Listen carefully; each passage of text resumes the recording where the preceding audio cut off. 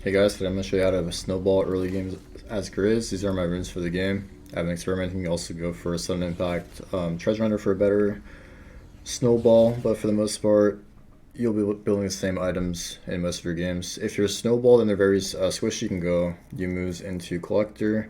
If they're tanky, you can go moves into black cleaver. You can also go dirk into cleaver if you're not very fed, but for the most part, your double core will be either moves cleaver or moves collector, and then the rest doesn't really matter. Just get your BT bloodthirster on 4th item. When you're level like 14 or 15 is when it starts becoming more efficient. So these are my stats for the game. I like 17k goal or damage and like 20k damage taken, so kind of frontline a bit too much. That's why I like 5 deaths, but I'll show you guys how to get early leads as Graves. So game starts.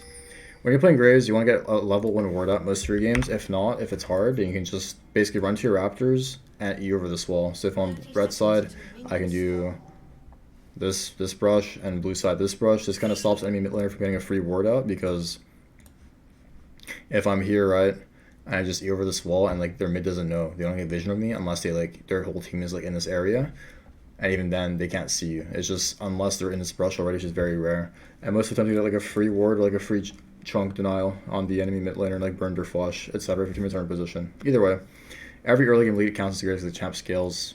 I mean, he scales bad, but like not really if you're ahead. So everything early game counts. So yeah, I get this ward out on their blue, really important. Most of your games in low elo, you're gonna see enemy junglers start bot side. So you kind of want to mirror that, and you basically should start your red most of your games if possible, and you'll see why. So I'm gonna do my red, Krugs, Raptors. Don't really have an option to gank ball in early. I think we burned Millie with flash level, I don't really remember, but I think he has no flash, so they're playing really safe, so I know we get prio bot for sure. Right, and I ping, I'm gonna probably invade their red here, or blue, sorry, because we have prio mid and bot. Very key. The reason this invade is always winning is because, or this path, because if their jungler's pathing towards top from the ward I have, I initially start blue, right? And I could either go for red into Gromp invade, or I can full clear red side and run towards her top side, and I'll have red buff advantage as well, right? So that depends on top and mid prio, but this play depends on bottom and mid prio. Since Milio has no sums, you're gonna play very safe, and you're also playing a scaling lane. Well, we have like, I guess, a kill and a blitzcrank. So this blue ward is very important, just to be able to determine if I'm gonna invade at level 2 or at level 3, right? So yeah, we have prio mid and we have prio bot lane, and I determine I'm gonna go this way because there's a chance he might try to gank mid lane because our Galio warded, and he, I don't know if you guys saw, but I believe he sweeps this ward.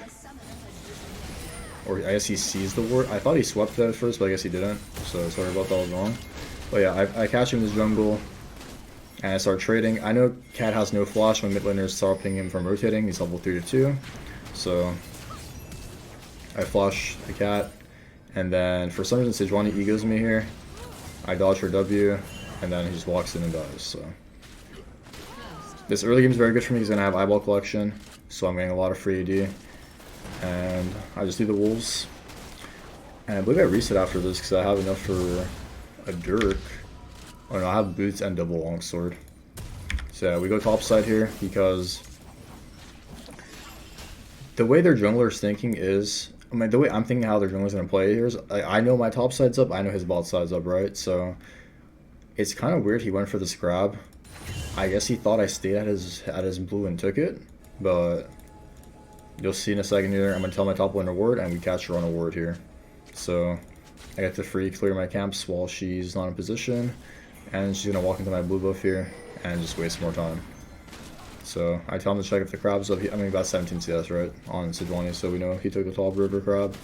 Either way, here's a really important thing to do.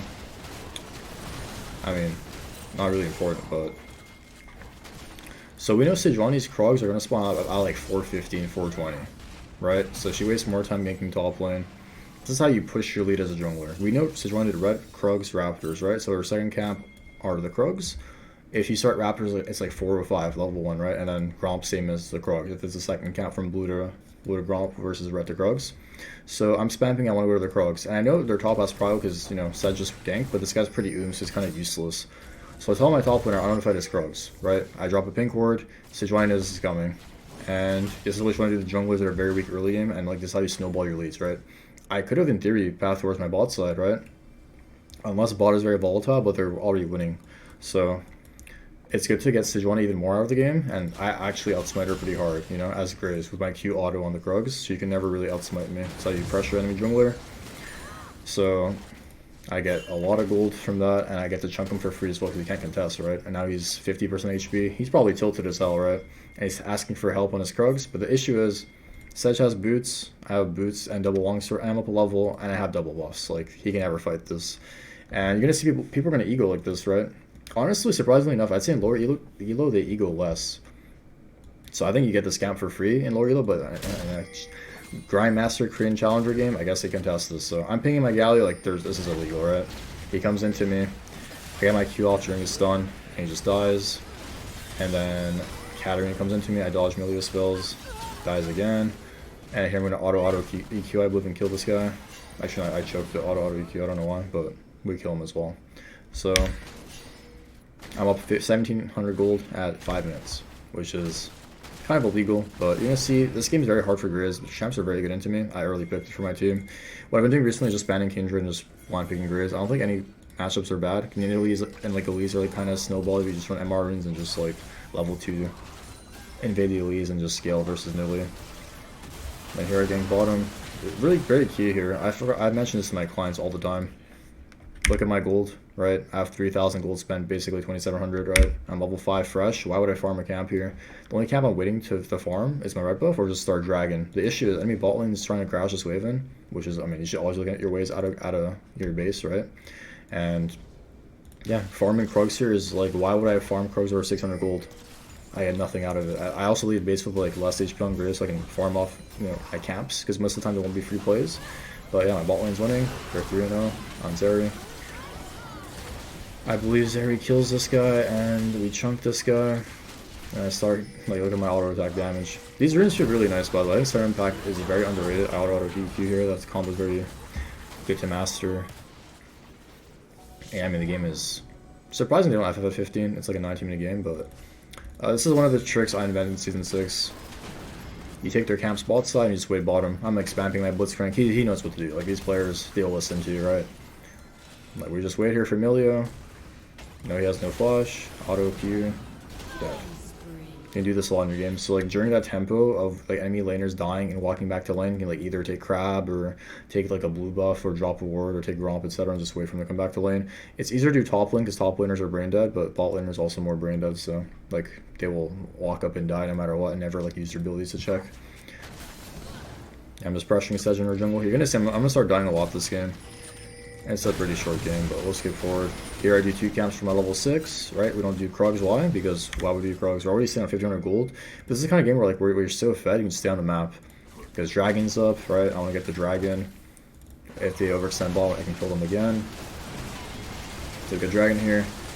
Also, I know Crab is spawning, but I don't want to ever give Sejuani Rift Herald here. I could also run top with 2k gold, but I feel like it's just, you know, I hope my mid and top can like stop her from thinking Rift Herald, but she doesn't do it, I believe. She's thinking about it, right? It's like, she has no other play, she's like, no, I can't do it. So that's why I didn't go for this grab. Pretty important. We'll have our Yumas now. I typically wouldn't build Yumas against this comp. They're pretty tanky top jungle, but I'm Snowball out of control right now. My teammate's going to Rift Herald, secure for me. And I believe they fight us here again. This is my first death of the game. I actually ego my flash here, to see. I gotta play this better. I'm holding my E here, because I don't want to E in, and then I actually just end up Eing in. And they all focus me. I get ignited, and I ego my flash and die. I walk into the dagger, so. Like, we're off, what, 5k gold? Like, it doesn't really matter, but in some games it might, so. If you're worth this much gold, just don't ego your flash like me. And now we're going towards a Black Cleavers again. Sejuani, K'Sante, armor stacking champs, right? Here I see K'Sante go aggro, auto Q, dead. Again, what do we do this on this rotation? Did I tell you guys? Well, I actually do my blue buff, just get the extra ability hits and get it off my cycle, but I don't do Gromp here, because I know this is a fight happening top lane. I have all my gold spent, level 7, no reason to do Gromp. Unless I have time, right? Most games, I wouldn't drop the Rift Herald here because this tower will be taken, but this game just stomp. I mean, so I drop Rift Herald. I want to close the game out as fast as possible, not let Milio and clog my scale. So we take the Rift Herald here, and I think I push for tier 2? No, I don't push for tier 2. Actually, this is a mistake then. I should have pushed for tier 2 here. We saw their entire team on map here, so. We could have easily gone tier 2 top, but it's okay. I guess I wanted to defend the dive bottom, which is why that's why I'm using out of base. And this is where the game ends. You had to make a desperation play, and we're just too fed everywhere else, and Galio Rift needs to play, and I'm here as well, so. I just want to do the damage after. I'm going to die a lot more this game. I have like 4 more deaths. I think I sniped this guy, yeah, and then here I believe I'm going to die. Because he goes the Sejuani R as well. And another shutdown enemy team. So yeah, we do Dragon out of base. But I mean, hopefully this game shows you guys how to play early games. Like even this pressing E here level 1 is like a massive advantage. Some mid laners want to just walk to your Raptors and ward them. I think there's been videos about this from other YouTube channels where they say like this is. I don't do it because I'm lazy. I'm scared. I'm gonna walk into their mid and hold things there, but you can still do it. I think I'm gonna die for Milio here. I don't know why. Like I'm just playing for fun at this point. I got double chain CC'd, but at least I kill him. And then here we go for a siege because they have a Katarina mid who's not even mid lane and Sejuani's bottom. And here, like I don't even know, this is crazy to me. I thought they were recalling, and then I thought they were making a play on my teammates, and the play was on me apparently. So I got a 0-3k Santi on top of me, one-shotting me with his entire team. So yeah, but luckily when they use every build on your team, or you, yeah, your teammates can do what the hell they want, right? So they all get one shot. And yeah, I think there's like one more fight we're gonna watch. Skip to the end here. You can see the amount of damage I do. Like my Q2 just got Kog'Maw's health to half, and I don't think I have Collector this game. So yeah, the FF. Hope this video helps you guys out. Make sure to let me know what you want to see next, and I'll see you guys next time. Thanks for watching. Bye.